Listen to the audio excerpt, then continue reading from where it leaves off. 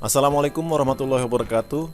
Saat ini kita akan membahas seputar G Suite for Education dengan tema Classroom. Sebelum memulai tutorial Classroom, harus dipastikan terlebih dahulu bahwa peserta didik dalam hal ini mahasiswa dan pengajar dalam hal ini dosen harus mempunyai akun email uinjkt.ac.id supaya dos dan aman. Karena Classroom tidak mengandung iklan, tidak pernah menggunakan konten Anda atau data mahasiswa untuk tujuan iklan dan bersifat gratis untuk pendidikan. Mari kita simak tutorial Classroom untuk dosen atau pengajar berikut ini.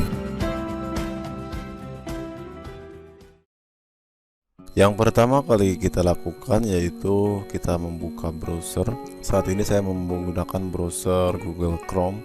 Lalu kita masuk ke akun email UINJKT. Kita masuk ke webmail.uinjkt.ac.id.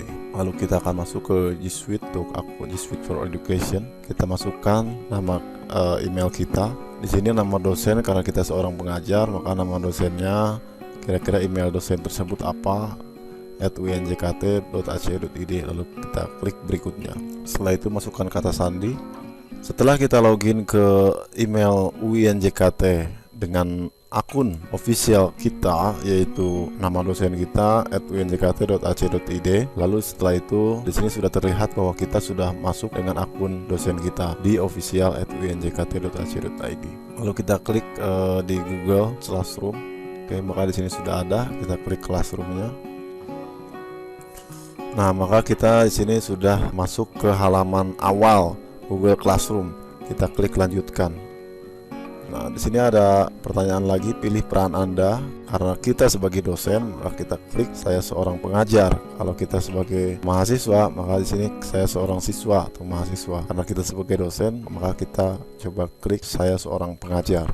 Karena seorang pengajar, maka di sini kita bisa membuat kelas. Kita klik tanda plus ini, lalu di sini ada gabung dengan kelas, ada buat kelas. Maka kita masuk ke buat kelas. Kita akan membuat kelas baru. Setelah kita klik tanda plus itu, kita membuat kelas. Di sini ada nama kelas ini biasanya karena kita mengajar di sini nama program studi mahasiswa itu. Mahasiswa, saya kasih contoh misalnya program studi pendidikan matematika. Di sini ada bagian, lalu yang terakhir ada subjek. Ada perbedaan antara Google Classroom sebelumnya dengan Google Classroom yang sudah diupdate oleh G Suite for Education di tahun 2017 ini, yaitu adatnya subjek. Jadi ada section, ada subjek. Di sini section, di sini saya isi dengan semester 5 tahun 2017 misalkan. Semester 5A. Karena biasanya ada semester 5A, semester 5B sampai C.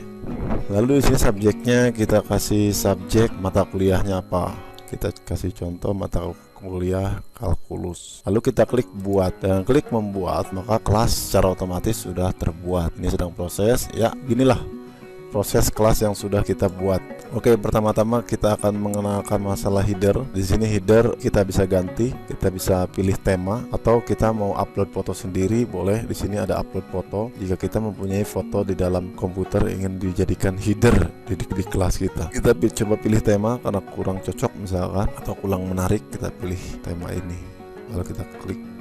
Nah, maka akan berubah. Ini untuk nama dosen. Nama dosen ini nanti nama Anda akan muncul di sini. Lalu foto juga foto Anda yang sudah Anda upload dalam akun G Suite for Education Anda. Oke, setelah kita membahas header, kita lanjut menuju tab-tab yang ada di bawah. Ada aliran, ada siswa, juga ada tentang. Nah, pada aliran ini setiap kegiatan diskusi akan muncul di sini, baik akan memberikan tugas ataupun ada topik apa akan muncul pada aliran ini. Di sini ada kotak tugas, lalu di sini ada kotak topik, jadi topik pembahasan apa yang sedang kita bahas dengan mahasiswa kita, dan di sini ada aliran.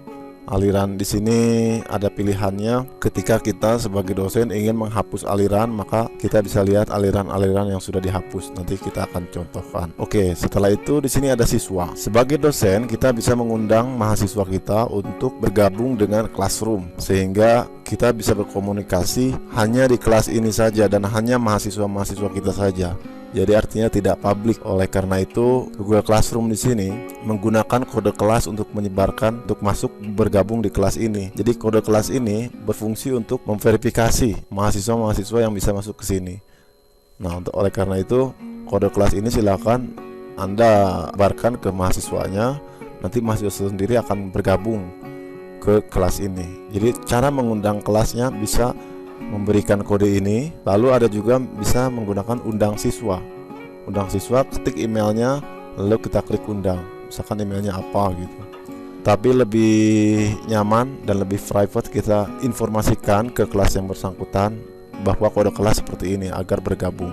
Dan jangan lupa mahasiswa sendiri harus menggunakan email @mhs.uinjkt.ac.id. Artinya itu adalah email official untuk perkuliahan yang ada di UIN Syarif Hidayatullah Jakarta. Oke, di bawah kode kelas di sini ada siswa dapat mengirim post dan komentar.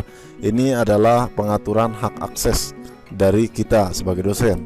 Kita klik ini, jadi siswa bisa melakukan apa saja. Kita klik ini, maka di sini ada 3 option atau 3 pilihan. Siswa dapat mengirim post dan komentar. Siswa hanya dapat berkomentar, artinya tidak dapat memposting sesuatu, hanya dapat berkomentar di postingan atau di tulisan-tulisan yang kita tulis sebagai dosen. Lalu di sini hanya pengajar yang dapat memposting atau mengomentari. Jadi hanya pengajar saja. Ini artinya ini satu arah, tidak ada diskusi. Begitu. Jadi di sini silakan dipilih yang mana. Kalau di sini saya coba akan memilih siswa dapat mengirim post dan komentar sehingga diskusinya berjalan dengan baik. Dari mana nanti diskusi bisa dilihat, nanti ada di aliran sini. Oke, di siswa ini nanti ketika sudah diundang, maka di sini ada nama-nama siswa beserta email-emailnya. Nah, undang siswa atau berikan kode kelas kepada mereka, yaitu ini. Apakah kode ini bisa diganti? Ya, kita bisa ganti. Artinya kita bisa setel ulang. Apakah bisa dinonaktifkan? Bisa kita nonaktifkan. Kita aktifkan, coba aktifkan. Nah, dia akan berubah menyetelnya lagi. Jadi usahakan sekali saja untuk memberikan kode kelas ini. Setelah itu silakan berjalan pembelajaran sesuai dengan yang diinginkan. Ya, lanjut selanjutnya ada tentang. Di sini ada tentang kelas pendidikan matematika semester 5A 2017. Di sini ada deskripsi kelas, artinya di sini bisa dideskripsikan bahwa di sini adalah kelas, misalkan ada kelas internasional. Lalu di sini juga ada ruang. Ruang ini bisa diisi dengan ruang kelas 611 misalkan. Di sini ada folder Google Drive, secara otomatis akan dibuat, nanti akan masuk ke dalam drive kita. Artinya semuanya bisa synchronize. Lalu di sini ada kalender kelas. Kita juga bisa membuat kalender kelas di sini. Lalu kita lihat, buka Google Calendar. Kita bisa membuat Google Calendar di sini, membuat jadwal pada tanggal sekian. Kita akan melakukan pada tanggal 24 misalkan. 24 ini pada pukul terhadap 9. Di sini kasih keterangan eventnya, kita akan mengadakan UTS di kelas matematika semester A. Lalu kita klik create. Nah, ini juga nanti akan ada notifikasi di kelas ini terhadap siswa, juga ada notifikasi melalui email ketika siswa itu sudah bergabung. Begitu. Lalu kita klik simpan.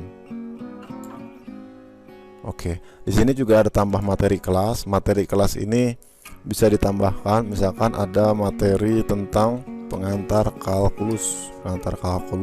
Lalu di sini coba diupload materinya seperti apa. Materi di sini kita bisa membuat materi dalam artian untuk didiskusikan atau apa, silahkan dibuat. Lalu kita klik posting. Oke, kita klik batal saja. Kita kembali ke aliran. Di tentang ini juga ada nama dosen. Satu lagi. Di tentang ini juga ada nama dosen, dan kita bisa mengundang pengajar atau mengundang dosen yang lain untuk ikut bergabung di kelas ini. Biasanya dalam satu perkuliahan juga ada yang pengajarnya ada 3 atau 2, itu disebut dengan team teaching. Itu kita bisa undang pengajar yang lain, kita klik emailnya, lalu kita klik undang, sehingga bisa bergabung di kelas itu. Oke, kita kembali ke aliran. Di dalam Google Classroom ini, di sini ada tanda plus. Kita mulai kegiatan untuk melakukan pembelajaran. Di sini ada tanda plus. Di sini ada membuat pengumuman, membuat tugas, membuat pertanyaan, lalu terakhir kembali gunakan post, artinya kembali ke aliran. Oke, kita coba satu-satu. Yang pertama, membuat pengumuman. Klik membuat pengumuman, mengepostkan sekarang atau ditunda. Membuat pengumuman. Ya, di sini ada semua siswa atau siswa yang dipilih. Kita semua siswa saja. Misalkan di sini diskusikan tentang kalkulus. Lalu di sini ada topik. Kita bisa membuat topiknya pertemuan pertama. Bebas apa saja yang dosen lakukan di sini. Lalu kita klik posting. Nah, di sini ada pertemuan pertama. Nanti materi dan yang lainnya bisa di attach atau bisa dilampirkan di sini. Di sini pertemuan pertama ini artinya tentang apa gitu. Setelah itu, siswa dapat berkomentar di sini. Apa komentar-komentarnya? Karena di sini kita membuat siswa dapat memposting sesuatu dan berkomentar tentang sesuatu yang diberikan dosen. Lanjut lagi yang kedua yaitu membuat tugas. Kita klik buat tugas. Di sini tugasnya pelajari tentang kalkulus. Di sini petunjuknya silakan seperti apa. Lalu di sini ada batas akhir dan waktu. Kira-kira batas akhirnya sampai tanggal berapa? Sekarang tanggal 18, berarti misalnya batas akhir 1 minggu. Berarti tanggal 25. Jamnya juga bisa disetting jam 23.59. Harus sudah selesai tugas itu. Topiknya tugas mingguan. Lalu kita klik tetapkan. Maka di sini di aliran ini muncul pelajaran tentang kalkulus. Nah, seperti ini. Dan dosen pun bisa langsung menilai setelah tanggal yang sudah ditetapkan tadi, bisa mereview hasil-hasil yang sudah diberikan oleh mahasiswa dan memberikan nilai. Poinnya yaitu 100. Silahkan dinilai satu-satu. Karena ini kita masih dalam tahap awal, jadi belum ada yang masuk siswa. Oke, setelah itu di sini juga ada laporan udah berapa yang selesai dan berapa yang belum selesai, berapa siswa. Lanjut lagi, di sini ada buat pertanyaan. Pertanyaan ini bisa bentuknya opsional atau jawaban singkat. Misalkan pertanyaannya apa itu kalkulus. Di sini petunjuknya silakan, jika tidak diisi pun boleh. Di sini petunjuknya jawablah dengan singkat misalkan. Di sini ada batas waktu. Batas waktunya besok, misalkan jam berapa, pukul berapa harus sudah selesai. Sehingga di sini topiknya buat topik tes mingguan. Nah, di sini karena ada opsional juga, jawabannya jawaban singkat. Yang kedua itu pilihan ganda. Kalau pilihan ganda, ya kita pilih pilihan ganda.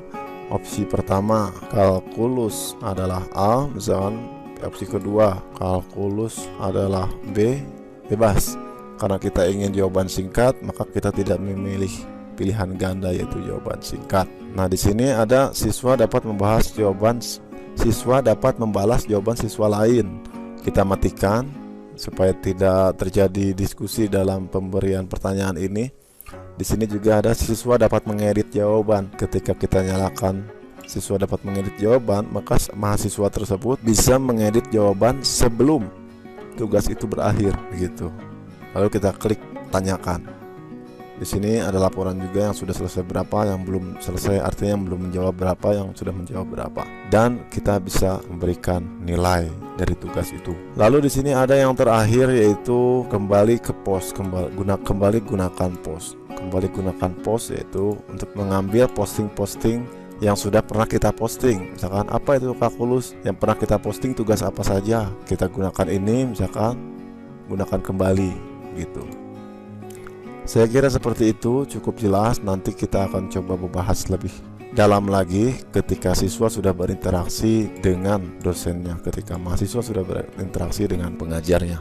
Terima kasih, sampai jumpa di tutorial berikutnya Google Classroom untuk mahasiswa. Jangan lupa untuk keluar atau logout. Assalamualaikum warahmatullahi wabarakatuh.